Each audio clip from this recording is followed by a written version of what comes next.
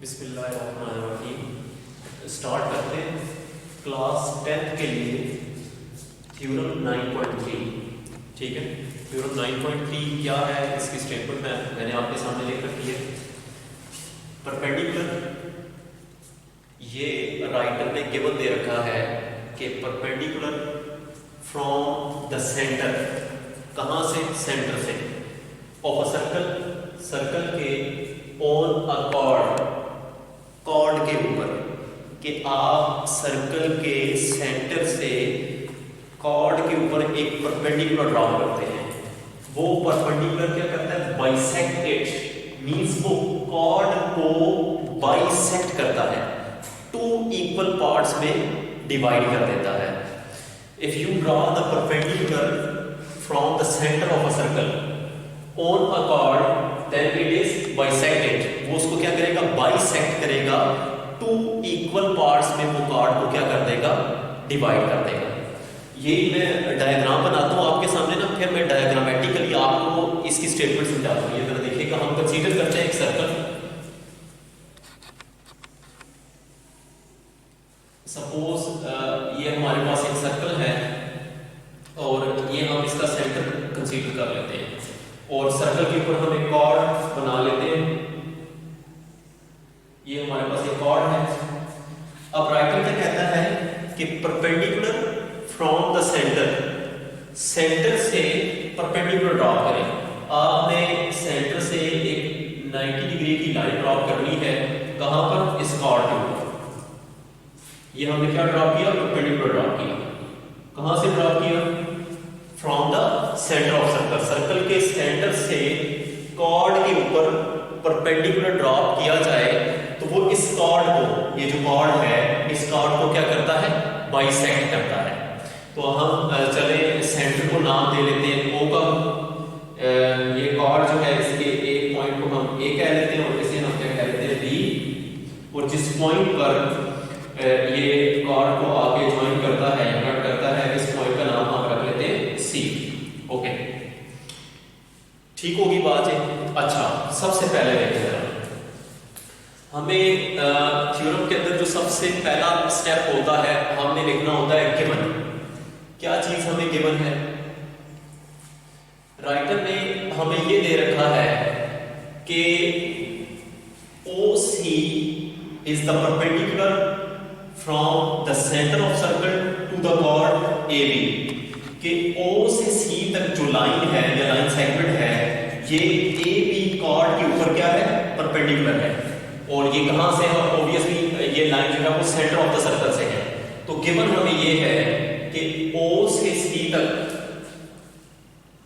ये परपेंडिकुलर है किसके, लाइन AB के ऊपर। ये हमें परपेंडिकुलर है।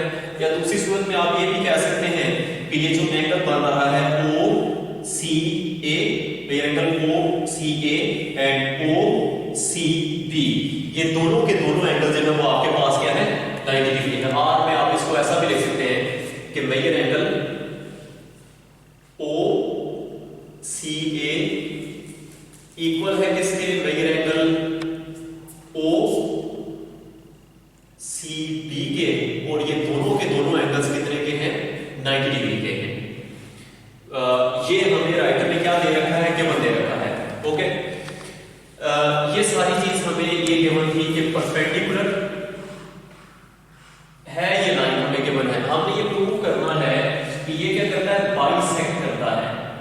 किसको, कॉर्ड को बाइसेक्ट करता है। कॉर्ड हमारे पास क्या है, A से B तक कॉर्ड है। तो चलिए जरा लिखते हैं सेकंड स्टेप इसका, टू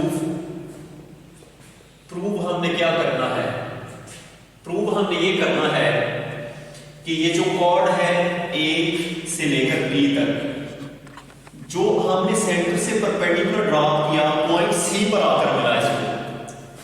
अब ये जो पॉइंट C पर मिला है, ये इस कॉर्ड AB को बाइसेक्ट कर रहा है, ये हमने प्रूव करना है। अच्छा, बाइसेक्ट करना, इसका मतलब ये बनता है कि C is the mid point of A and B। C जो है A और B का मिड पॉइंट है।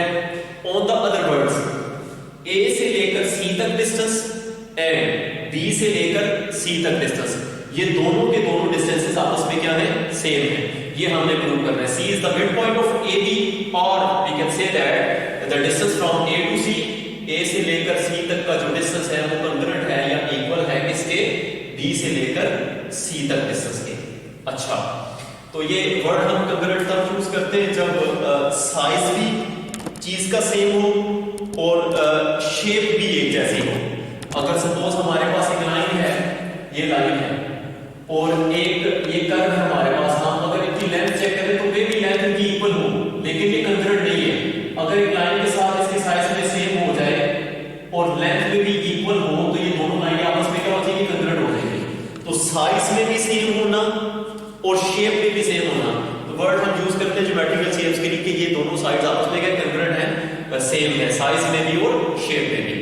तो ये रिजल्ट हमने प्रूव करना है कि ए से लेकर सी तक का डिस्टेंस और बी से सी तक का डिस्टेंस ये आपस में क्या है, सेम है। ओके, तो इसके लिए हम कंस्ट्रक्शन कर लेते हैं।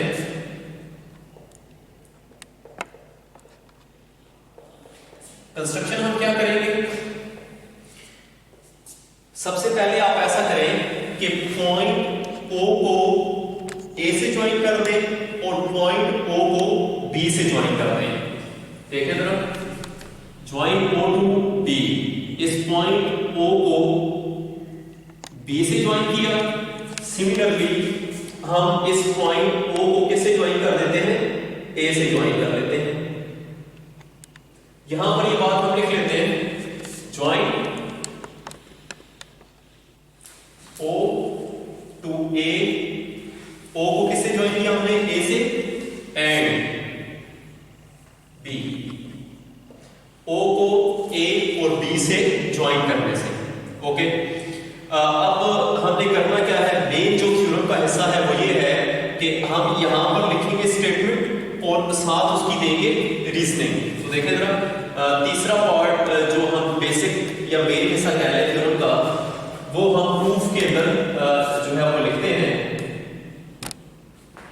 ये तो हमने चले गिवन और कंस्ट्रक्शन कर ली हमने टू प्रूफ, वो अपना डाटा सेट कर लिया, लेकिन मेन जो हमारे थ्योरम का हिस्सा है वो ये है कि स्टेटमेंट आप लिखेंगे और साथ ही साथ यहां पर इसका रीजन लिखेंगे। ओके, तो इसके लिए हमें करना क्या होगा, हमने ये डिस्टेंस ए से सी का डिस्टेंस, बी से सी का डिस्टेंस, ये दोनों के दोनों डिस्टेंस हमने सेव करने। तो ये डिस्टेंस सेव कैसे होंगे, हम ट्रायंगल कंसीडर करेंगे ए ओ सी, ये वाली ट्रायंगल, एंड बी ओ सी, ये दो ट्रायंगल्स लेंगे, इनकी कोरस्पोंडिंग देखेंगे, आपस में मुताबिकत देखेंगे कि इनमें क्या क्या चीजें सिमिलर हैं। तो उनमें कुछ साइड सिमिलर हो जाएगी, जैसे कि देखिए ओ सी हमें दिखाई दे रहा है, सॉरी ओ से लेकर ए तक का डिस्टेंस, ओ से ए क्या है, सर्कल का रेडियस है, ओ से बी ये भी सर्कल का रेडियस है, तो ये दो रेडियस आपस में सेम हो जाएंगे। उसके बाद देखिए आप ओ से लेकर सी तक, ये साइड दोनों की दोनों ट्रायंगल्स में क्या हो जाएगी, कॉमन। ये साइड जो देखिए ना आप ओ से सी तक, ये इस ट्रायंगल में भी आ रही है, ए ओ सी में भी आ रही है और बी ओ सी में भी आ रही है। तो O C is the common side of both triangles, ये दोनों ट्रायंगल की कॉमन साइड हो जाएगी। और तीसरा जो हमारे पास होगा वो ये एंगल होगा, ये angle O C A and O C B, ये हमें गिवन है कि ये दोनों के दोनों एंगल्स हमारे पास क्या है, सेम है और 90 डिग्री है, क्योंकि राइटर ने हमें ये दे रखा है कि ओ से सी तक की जो लाइन है वो परपेंडिकुलर है किस लाइन के, ए बी के। इस वजह से ये जो हमारे पास एंगल है दोनों के दोनों राइट एंगल है और आपस में क्या हो जाएंगे, हमारे पास सेम हो जाएंगे। तो देखिए जरा, सबसे पहले हम ऐसा करते हैं कि ये देख लेते हैं कि ओ से लेकर ए तक, ठीक है, ट्रायंगल दोनों की सबसे पहले कोरस्पोंडिंग देखते हैं। In triangle A O C corresponding देखेंगे हम दूसरी ट्रायंगल किसके साथ, दूसरी ट्रायंगल हमारे पास B O C, B O सी। अच्छा, तो स्टेटमेंट ये है कि ओ से लेकर ए तक ये कंग्रुएंट है, साइड हमारे पास सेम है एज ओ से लेकर बी तक। क्यों ये सेम है, क्योंकि ये रेडियस सर्कल है और आपको पता है कि रेडियस हमेशा क्या रहता है, सर्कल का कांस्टेंट रहता है। इसकी रीजनिंग ये लिख लेते हैं, due to the radius of circle या radius of circle is always constant. ये रेडियस ऑफ सर्कल क्या होता है, हमारे पास कांस्टेंट होता है। ओके, तो ये ओ ए साइड और ओ बी साइड हमारे पास सेम होगी। दूसरी साइड देखें जरा, जो इन दोनों में कॉमन है, ओ से लेकर सी तक जो साइड है हमारे पास, ये कंकरेंट है किसके साथ, ओ सी के साथ ही। ऐसा क्यों है, ये देखें, ओ से सी तक जो साइड है वो ए ओ सी में भी आ रही है और बी ओ सी में भी आ रही है, तो ओ सी साइड दोनों में कॉमन है। तो इसकी रीजन ये है कि ये दोनों आपस में कंकरेंट साइड है, क्योंकि ये कॉमन है, ये कॉमन साइड है। What about this angle, the angle O C A which is right angle and O C B, ये भी हमारे पास राइट एंगल है। दोनों के दोनों एंगल्स हमारे पास सेम है, क्योंकि राइट में ये दिया था कि ओ सी, जो लाइन ओ सी है ए बी कॉर्ड के ऊपर क्या है, परपेंडिकुलर है। अगर ये परपेंडिकुलर है तो दोनों के दोनों एंगल क्या होंगे, 90 डिग्री के होंगे। ओके, सो मेजर एंगल कौन सा वाला बना, ओ सी ए, ये कन्वर्ट हो जाएगा किसके साथ, major angle B O C B के साथ, ओ सी एंड बी के साथ। तो इसकी रीजनिंग क्या है हमारे पास, ये हमें गिवन है, ये हमें क्या है, गिवन है, ये दोनों एंगल सेम है और आपस में क्या है, 90 डिग्री है। तो ये इसकी रीजनिंग हम ये लिख देते हैं कि ये हमें क्या है, गिवन है। राइटर ने ये हमें दे रखा था कि ये एंगल्स आपस में क्या है, सेम है। ओके, तो यहां से देखें, इन दोनों ट्रायंगल्स की दो साइड्स और एक एंगल क्या हो गया हमारे पास, सेम हो गया। अगर ट्रायंगल्स की दो साइड और एक एंगल सेम हो जाए तो वो ट्रायंगल्स क्या हो जाती है, कंकरेंट हो जाती है। अगर दो ट्रायंगल्स कंकरेंट होगी तो बाकी भी इनकी कोरस्पॉन्डिंग साइड्स और एंगल आपस में क्या होंगे, सेम होंगे। तो हम ये कह सकते हैं कि triangle A O C is concurrent to the triangle B O C. आप ऐसा कह लें कि हाफ स्क्वायर इसमें, क्योंकि एक जो एंगल है वो 90 डिग्री है और दो साइड भी सेम है, तो इसको अगर कंप्लीट बनाएंगे तो ये आपके पास स्क्वायर बन जाएगा। तो half square is concurrent to the half square, ठीक होगी बात ये। तो ये दोनों की दोनों ट्रायंगल्स आपस में हाफ स्क्वायर पोस्टुलेट के अकॉर्डिंग कंकरेंट हो जाती है। अगर ये ट्रायंगल्स कंकरेंट हैं तो ये देखें जरा, ये जो साइड है ए सी, ये कोरस्पॉन्डिंग साइड है इसके बी सी के।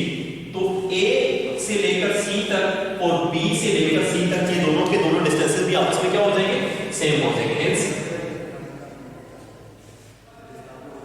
ए से लेकर सी तक का डिस्टेंस कंकरेंट हो जाएगा किसके साथ, बी से लेकर सी तक डिस्टेंस के साथ, ये आपके पास क्या हो जाएगा, सेम हो जाएगा।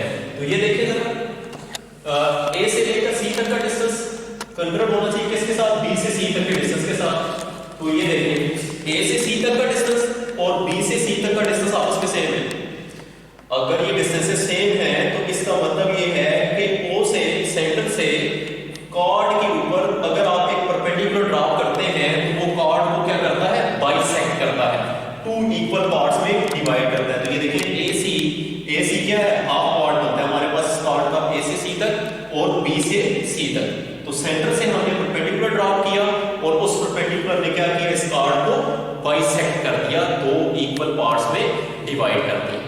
प्रीवियस थ्योरम में हमने ये देखा था कि अगर वो बाइसेक्ट करे तो वो परपेंडिकुलर होता है, जो थ्योरम था हमारे पास 9.2 कॉलम। और आज हमने ये देखा कि अगर आप परपेंडिकुलर ड्रॉ करते हैं तो वो कॉर्ड को क्या करता है, आपके पास बाइसेक्ट करता है, टू इक्वल पार्ट्स में डिवाइड करता है। ठीक है, आज तक के लिए इतना ही। अल्लाह हाफिज।